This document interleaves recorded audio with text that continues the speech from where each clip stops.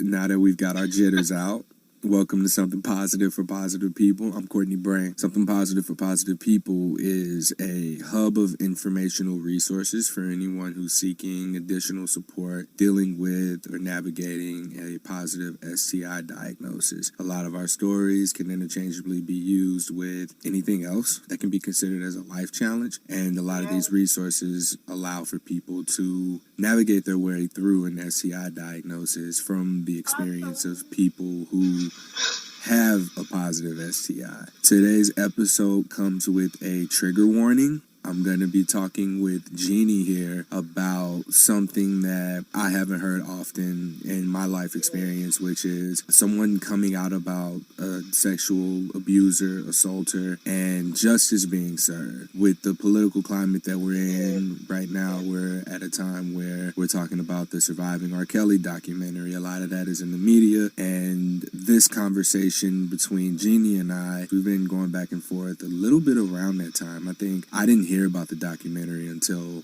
after you and I had at least connected, and then you and I ended up in conversation about it. The thing that I want to highlight here more than anything is just it's something that allows for us to hear a success story from a survivor where justice was served. I wanted to make sure to give that trigger warning up front.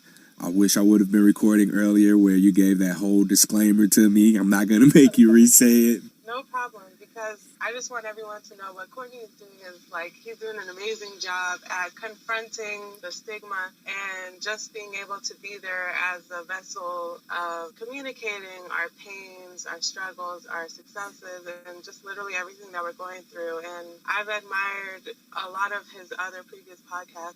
He actually gave me the strength to even be able to address it. So that's why I was so happy to join and be able to give my story, because there's a lot of us. And I'm happy you brought up the R. Kelly documentary, which is crazy. So if anybody didn't listen to it or didn't watch it, I suggest you go do it, because I think it is just life-changing, because we see the medium that we're swimming in. We're all just like little fish swimming in this water, and we don't understand what this water contains. And part of the water that we're swimming in is ignorance and our inability to see the way we have truly processed things to filter out information, which is potentially life-changing. So, we're not addressing abuse in our community, and I'm talking about the United States, but, also just globally, abuse can happen to women, it can happen to men, it can happen to anybody. I've grown as an adult to realize I don't want to address the fact that I've been abused. Nobody wants to do that, because when we do that, we feel like we're being vulnerable. And, the moment you step out your door, what do you feel like? You have to be guarded. The moment you post something on social media, you're going to guard yourself, and, you only want to put out the positive thing. That's not how life works. I think that what Courtney's doing, and just, being able to come on and, actually share how I got HSV2 is just, really amazing. So thank you, Courtney. You're more than welcome. You and I talked before about how I would probably say the wrong thing, and I think that that's a challenge in having these kinds of discussions is... Just let it all out, because then you get to know why you did something, or, what you're doing.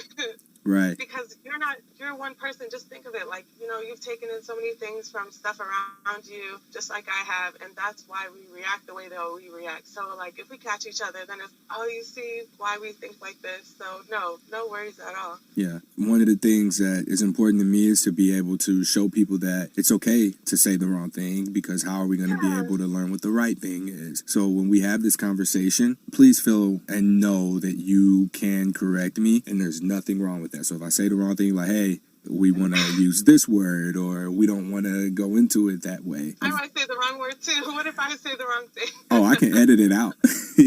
So yeah, I can do that too. But let all our flaws glow. Oh, absolutely. The last thing I want to touch on before I just hand everything over to you and allow you to go through your story is that another challenging conversation that I had was with someone I don't agree with, and this was someone who is a Trump supporter, and I have Donald Trump supporters who I follow on social media, and it helps me to understand, okay, why are you guys saying the things that you're saying? Why are you doing what you're doing? When I saw this post, it was very mean, it was ignorant. If you just looked at it, you're like, in a nutshell, what it was just something about if you went on vacation for 2 weeks and came home and your basement was flooded with raccoons, you don't care who the person is who's going to get the job done because you call all these people, nobody wants to get the job done. So you find somebody, you don't care who they are, what they look like, how evil they are, as long as they get it done. And that frightened me. So I sought to understand it. So I asked about the metaphor, and my goal in this wasn't to convince her that she was wrong or that I was right. My goal was to get the people who scrolled through there and didn't have an opinion of it or thought, oh yeah, she tripping, or oh, I agree with her. But get people to see, okay, this 50-year-old white woman and this 30-year-old black man who clearly disagree with each other having a back and forth. And my whole thing was just to ask questions for clarity, like, okay, this is what your analogy looks like, am I right? And it was like, yeah, you're right. And then going through it from there, just being like, okay, well, you know, this looks to me like your priorities are money and everyone else's priorities are the issues in their reality. Like your reality, the most important thing is money. In my reality, the most important thing is not fearing going outside and getting shot by the police. So oh my God, that's what that was for. Exactly. I hope that people were able to see that exchange and understand that that kind of a conversation is able to be had. And that's kind of what I do with this podcast. When we do get into triggering conversations such as sexual assault, is I'm a man and I've been guilty of not believing someone who has been raped, who's been sexually assaulted. I've been angered by it. I've asked the wrong questions. I've said the wrong things in response. As a result of being able to talk about this or being willing to obtain information about this, I've been able to learn and also teach other people about being able to have that conversation. Prefacing this whole conversation with that and the lovely disclaimer that you just gave, I'm going to go ahead and let you get started. So we know that you have HSV2. Are you wanting to tell us how old you are? I know that you wanted to keep your identity anonymous. Okay, so I'm a 28-year-old woman. I have lived the majority of my 20s in a major city. I guess I can say which one. I lived in D.C. for a long time. I learned a lot of things there. I come from an immigrant background, so like when we first moved to the state, as in I was born there, but like I grew up in an immigrant community, so I think having English as a second language, anything with pop culture and stuff, like intrigued me. Seeing that people can articulate themselves so well, and these amazing people like Britney Spears really motivated me, and I love Justin Timberlake, and I love rap culture, all of that. It's about being popular and being liked and stuff. So, like, I've always looked at that as a form of motivation. And so when I moved to DC in my 20s, that's something that I wanted to as well. There's still that little person inside of you. I think that's really important to highlight because a lot of us have gone through abuse. I'm the kind of person that I just want to be accepted by everyone. I want to be loved, you know, just like a lot of people do. I feel like the society that we live in makes us, we think about popularity and we think about the amount of people that like us, you know, think about Instagram followings or Twitter following. We live in a day and age where we look at people and we see that they're popular, well-liked, and that we gravitate towards them. I think, like, when we're talking about the R. Kelly documentary or whatever, it's this thing where we see things on social media and we see the things that our spouses are doing on social media, and we're influenced by that because we see that they're having a good time, that a lot of people like them, that a lot of people are conversing with them, and we're all convinced that they're good people. And that's exactly how I think I fell into the trap of being attracted to my ex that I met around, now it's 6 years ago, who I was in an abusive relationship with, who I ended up getting this diagnosis from. No shade to the diagnosis because it actually helped my life, but all shade to him. So I think something that I have to address is we're all healing from something. We're all vulnerable to something. My diagnosis is not what has brought me a lot of pain. My pain has been from the domestic violence that I survived, that I didn't realize I was actually surviving through until I finally made the report that I had to do after my diagnosis. When I was in a relationship with him, he was popular, he has a good job, he's also working part-time in the music industry, and he does these amazing things, like he travels a lot too. these amazing music studios and stuff, and he's helping a lot of artists. And I just thought he was so cool, and being kind of his parents were immigrants and stuff, to be able to see the American dream come true of like, you get starstruck by people. When you fall in love with somebody, you only see like the things that you think are so positive, and like, wow, look at him, everyone likes him, everyone likes his friend, so why shouldn't I like him? It doesn't make any sense. He's surrounded by power, and I should be able to like him too. So that's kind of how I felt for him. Then I found out mid last year that I was diagnosed with this thing, and I let him know, and he was like, get the fuck out of here. And he was saying like, no, that's not true. And then I went and I told his friend, this is what he has, and you need to let him know. I guess he just forwarded him the message, and then this guy told me I would be dealt with since I said that to his friend. And I saw that, and I was like, I have to call the police. So that's what I did. When you say you will be dealt with, that sounds to me like a threat, but for other people. So that's what I need to highlight. Yeah, I think there's a lot of background story to this, because like, I didn't realize till later. As in, when I first met him, I was like super young. When you're in your early 20s, you don't really know anything. You just want to like hang out with people and stuff. And you want to be liked by everyone, and you want to be liked by those who are liked by many. And I think that was one of the biggest foundations for my attraction to him. I didn't realize till 2 years into me being, I guess, what I thought was a relationship with him, that he was actually in a gang. And I found out like after some time, you know, he's doing things that aren't right. And I find out that he's selling drugs, and I find out that his best friend is like this guy who I guess shoots at people and stuff.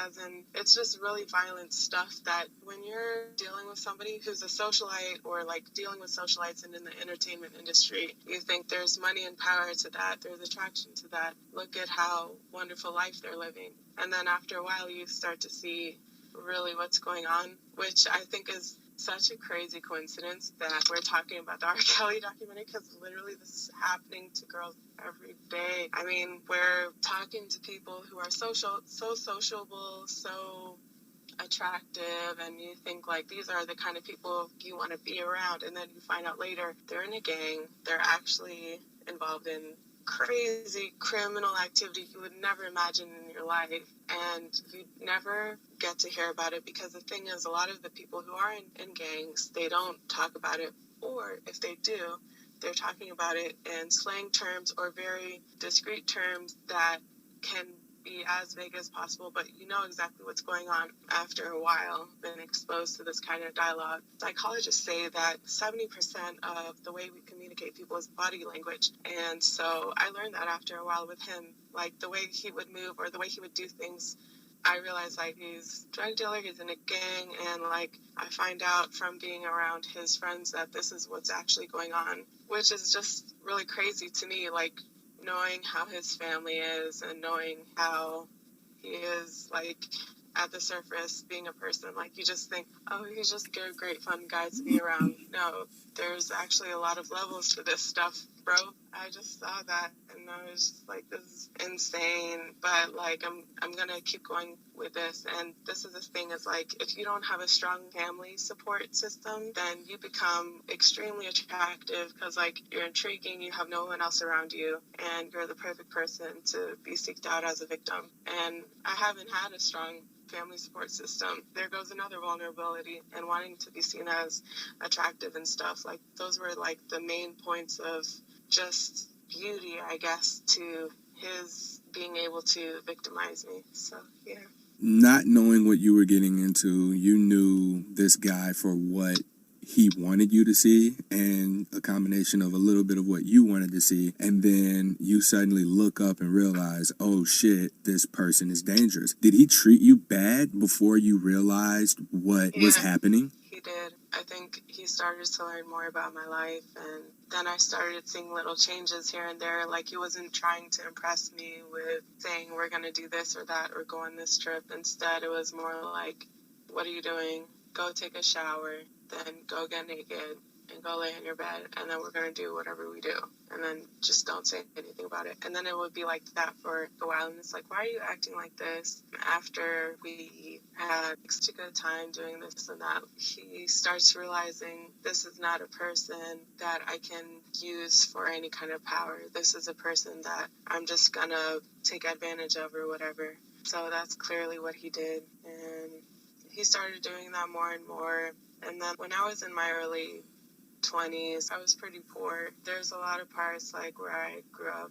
Some people just don't really have that much money, and I ended up being like that. Like, I remember a stint like for 2 weeks where I'm like living off of $75 for like 2 weeks or something. And I'm like, hey, can you help me out or whatever? And he doesn't do anything, but like I still want to see him because I'm like still attracted to this person. I'm like, oh, this is somebody that does this and that. Like, you get mesmerized by their whole vibe. Like, this is who he is. Like, look at what he drives and does and stuff. And so you just like get so sucked into that, and the fact that like you think that they're giving you attention and stuff, but really they're just using you for whatever they want to do. I felt like at that point he was treating me as less than a person, and that was just like such a low point to be at, really. Then one day he calls me at 4 a.m. and this is our relationship at this point. Like, he's calling me at really fucked up hours saying like, hey, do you want to do this or that? And I just always want to see him because then I'm like 24 years old and I'm in love, or I think I'm in love. Then he brings his friend with him who, they're both in this gang. I'm not going to say what gang it is. And I get really scared, and they're like, hi, how's it going? Like, this is like 4 a.m. or whatever, and they pick me up. It's like somebody can say things and act extremely normal in some sense, but because of the things that they're doing while they're saying whatever they're saying, it just makes for an extremely crazy, awkward situation, and that's exactly what they were doing.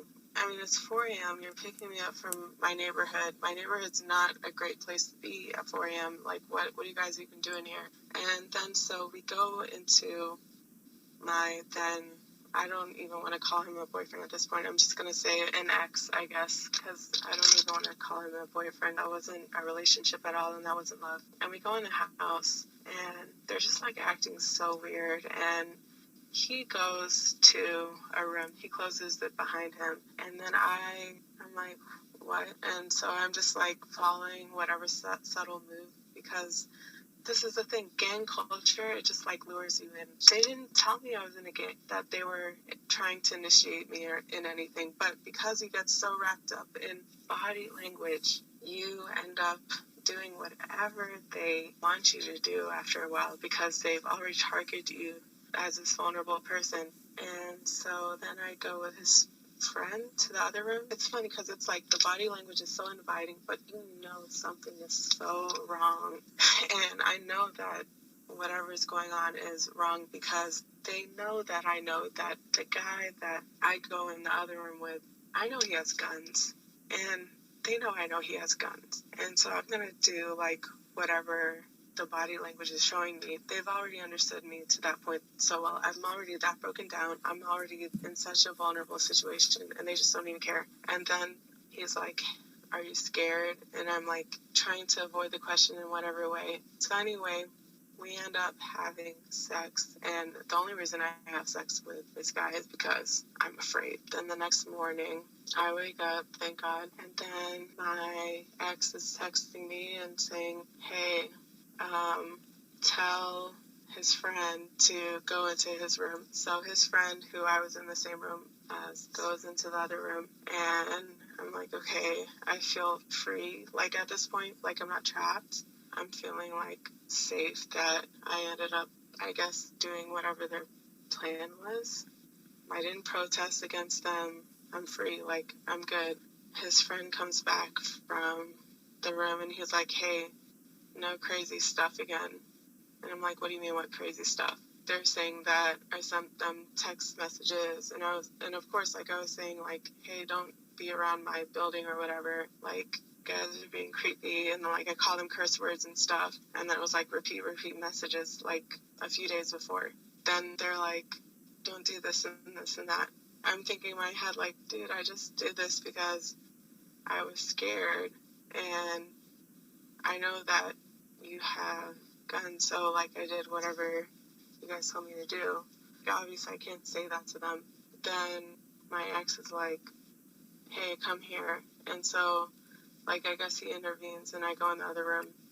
And then he was, like, basically telling me to give him oral sex and stuff. And I'm like, no, I don't want to. And then it's like, just do it. I end up doing it. And so, like, these are the sick processes that you just go in through when you're just so initiated with this gang culture. You just feel like you end up doing things just for them, just because they ask you to, because you're so intimidated by literally everything they say and everything that they're doing. You know, if somebody calls you at 4 a.m., you just feel like it's an emergency, right? For them, it's just a game. And I was just wrapped into that for such a long time. So, yeah, that was like the height of the abuse. I think after that, I remember going over there a few days later, my ex telling me, like, hey, you know what happened a few days ago? I was like, yeah. And he was like, I could have killed you. With a smile on his face, like, how disgusting. Like, was that his way of saying I love you? That's his way of saying I own you. After that, it was like, that's when you realize somebody's sick. Yeah, exactly. It's really crazy because it plays with you so much, because your brain knows this is so wrong. But then because they're playing with your spirit so much, like the way you are as a person, how empathetic you can potentially be as just a woman who just wants to be loved, you know, because they play with you so much like that, you know everything's wrong, but they know how to make you feel like it's love. So after the abuse, you feel like it's love, and it's just not love at all. And after a while, I got better. I realized I have a lot of value. I have 2 degrees, actually. And for a while, I guess he ended up having another girlfriend. So he was like kind of stuck on her. Thank God for me, because it didn't feel like he was bothering me as much. So I was kind of thankful for her in a way, because I knew he wasn't going to be calling me or whatever. And then at that point, I had gotten into a master's degree program, but I was so messed up at that point because of all of the psychological abuse of the gang culture and stuff. Because it was like when you have a gang initiation, they try to psychologically manipulate you to feel like, oh, I love you, you belong, I know how to make you feel like I miss you. But then you get so scared. They're just such scary people. And like for a while, I had a really hard time just walking the street, because they had so many like little ways of reconfirming that fear. They instill that, and I think that they instill that in themselves, so that's why they put it out on other people, but that's not justifying anything. So for a long time, I was having an anxiety attack. So like even when I was doing my master's, I had to go to a therapist. I'm so thankful the school, like I got full tuition, full everything, because thank God I was good at grades, but just like having your street smarts, I guess, I don't know, in a messed up way, I ended up getting a lot of street smarts, but I ended up not turning it into a point of power till after graduating.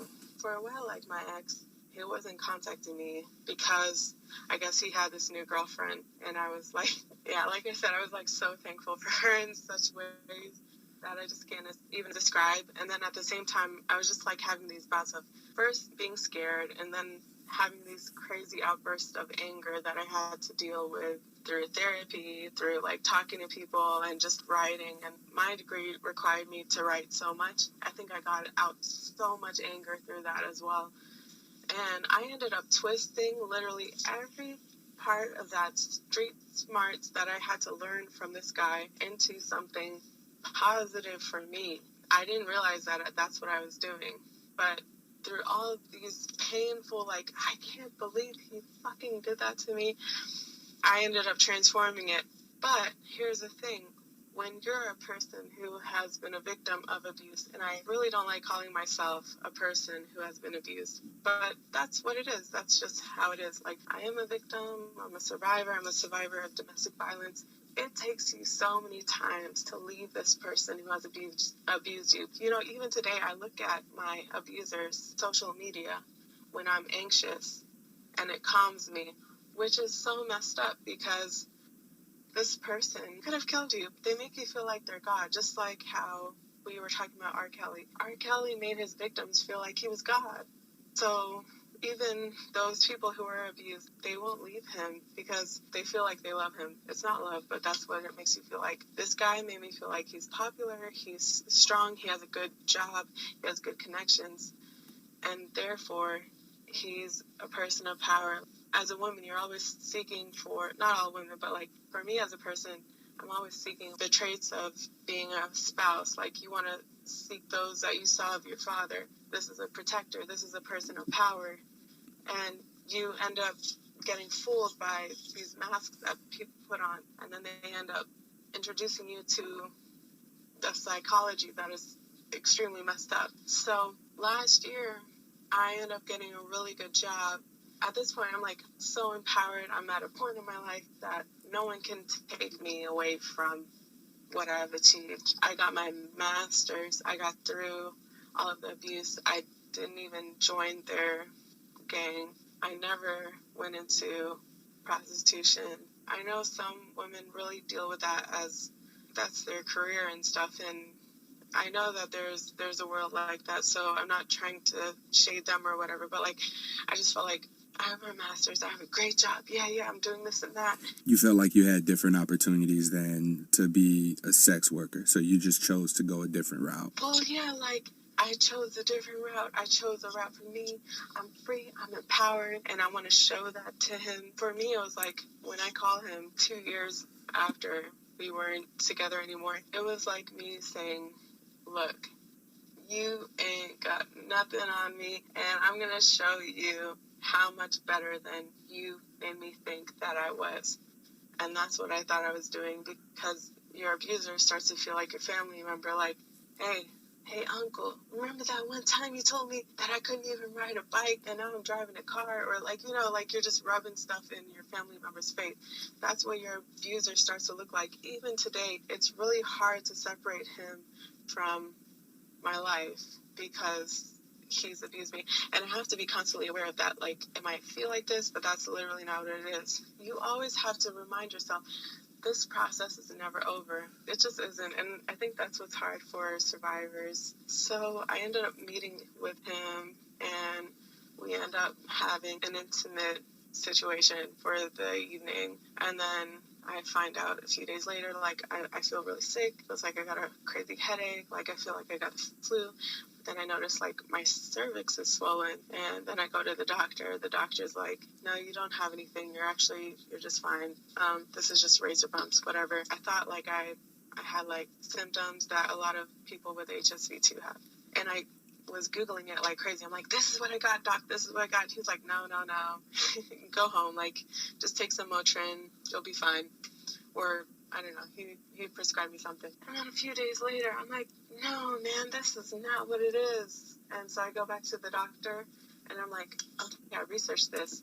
I know that when you do a blood test, it's not going to come out accurately because it hasn't been 2 months yet. There was probably, like, no chance in heck that any of my previous partners have given it to me because I had abstained from anything intimate for, like, quite a bit. But I did tell my previous partner, like, hey, look, this is what I'm pretty sure that I have. Go check it out. And he's a reasonable person, because for the 2 years after being totally exempt from this gang culture, I was like, there's no way I'm going back to that. At this point, there were 2 years where you went to school and you had little to no contact with your abuser. Yeah. Well, we would talk sometimes, but it was like nothing. Like, as in, we wouldn't meet up or anything. He felt like he met the girl of his life, and he told me about her, and he was like, oh, she's so crazy, and she's so this and that, and she's like the type of girl who would really hang with this gang culture people, because I'm pretty sure, like, no shade again, I'm pretty sure she was in that environment where gang culture was accepted. Her family probably accepted her as well, because she could use it as a system. If it works for you, then I think people get wrapped up in it. But I went to college, and there's people in gangs that go to college too, but as in, what I'm saying is, it just was never a point of power for me. Like, it would have never served a purpose for me, because I've dealt in the world of being legal and respecting the law and everything like that. That's always been, like, a point of power for me. So what is it for me to, like, deal with this gang culture? But she's the kind of girl who that would be like that. But, you know, God bless her, because I don't know how that's going to turn out for her. But, that's everyone else has their story. But Okay. That's not my story. So, yeah. Okay. So, little contact thanks to her, and your relationship with your abuser was cordial at this point. Yeah, it was like nothing crazy going on. He was minding his own business, and I just felt okay after a while. But, once you initiate that contact, that's when I got to learn really quickly, like, oh my God, just going back to that place of feeling insignificant, feeling powerless. And he knows he can take me there because he feels like he knows my whole life story. Yeah. Because he's had that point of contact for so long. And he's like, I can't believe you. Oh, you're telling this guy that, like, I'm going to have you dealt with. And, like, literally before we got to this conversation, I was looking over this court order that I have against him. And I was like, Jesus, this is what I went through. Then he took me back there and he was telling me, you're going to be dealt with. I'm going to have you dealt with. During this conversation, is this in person? This is the beauty of it for my situation. Ladies, men, anybody out there, record everything that these people are saying, like if you're at a point of somebody threatening you, because that was the magic of it. Because, like, literally so many times he's threatened me, but I've never had it written down. And for some reason, he felt like it was okay this time after 2 years to say it online. He typed it on the internet. I saved it all. And the thing is, he was saying all this stuff to me at 8 a.m. in the morning, right when I'm going to work. And my job is like, you have to be smart to be there, you know what I mean? So I'm going to be there and thinking logically. So by the power of my job, I want to say, because their agency, like, really fell upon me, like, okay, it sounds like I have to call the police, I have to be a solution solver there. Like, I have a master's, I have a great thing on the line. And I would have never done that 2 years ago. And he's like, leave me the fuck alone. So I take it and I call 911 because I'm literally so afraid to go home after that. And I'm like, I really don't know what to do. And they're like, you got to go to the police office and you got to file a report. Oh my God, I get to the office and I'm writing this thing. It looks like scribbles and all this stuff. And the reason I ended up doing that, basically, I think, like, you're going into new territory now because we're not just talking about a stigma, but, like, the reason that I ended up doing this is because of my diagnosis. Like, I got this, I ended up telling his friend, and then his friend tells him, and he's like, I can't believe, like, you're telling people that that's what I have. But literally, I know I got it from him, and I have some proof from later on, but we might not get into that. Then at that point, it was like the last resort. It's like, you're not going to hurt me anymore. That's it. So I ended up going to court with him. I ended up winning a legal battle, and I know his friends were so pissed, and that's what I was scared about. I ended up having to confront this demon. Like, I've been afraid of living life since, like, for most of my 20s because of this person. This concludes part 1 of 2 of the Believe Survivors episode of Something Positive for Positive People. I am currently about to go to sleep, actually, but I can't do things when I'm really tired, so I will not be finishing editing this episode. It was really, really long. I did tell someone that I would have this episode up and running by today, so we're going to just break it out into 2 parts so that it's easier to listen to if you're someone who has survived any sort of abuse, sexual abuse, or domestic violence at all. I encourage you to just take this as an opportunity to take a break. We may be triggering some emotions or past trauma, and I want to just make sure that you guys feel as safe as possible when listening to this, and that before you go over to the next episode, allow yourself to just recharge. I don't know that this is something that would require someone to take a long break from, but just to be safe, I think that it was best to break this really long episode out into 2 parts. So if this is something that you, I don't want to say enjoyed, if this is something that you found to be useful or helpful, please share this with someone.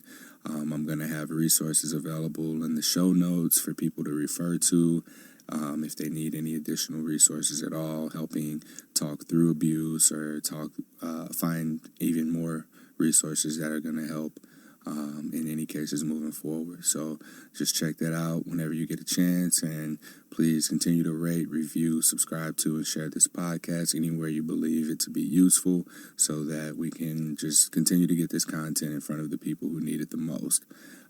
Jump on over to part 2. If you're new to the podcast, the typical format is just 25 to 35 minutes for an episode. Given that this one was recorded, the raw audio was 93 minutes, I believe, and I know that can be really overwhelming to listen to, especially in one sitting, so I want to try and make this as easy to listen to as possible. Part 2, where we conclude this episode, is going to take it to what happened to Genie in the court system and how she got her version of what served justice looks like. Let's jump on over to part 2 whenever you get a chance.